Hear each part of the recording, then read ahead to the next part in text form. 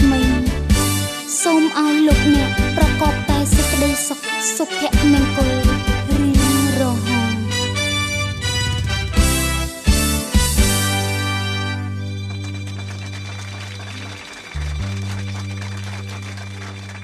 យើងសូមជូនពរថ្លៃថ្លាបប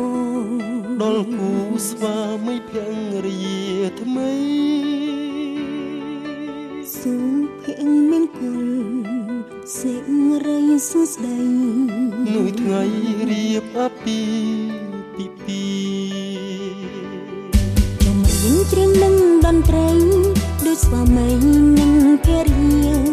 ដូចសូរិយានិងចន្ទ្រីដូចគង្គានិងមច្ឆា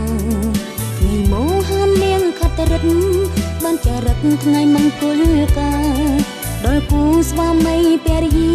ไม่โดดดองសូមជួបតែក្តីសុខសាន្តទ្រព្យធនធានមានសយុធំ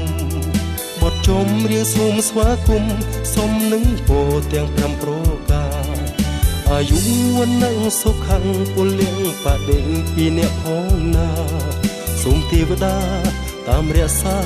ធ្នមថែក្នុងមួយជីវិតយ៉ាងនេះល្អពិសេសនោះគឺមានតែថ្ងៃអ្នកមានពន្លឺស្នេហ៍ប្រៀបដូចខែរះពុំបរមី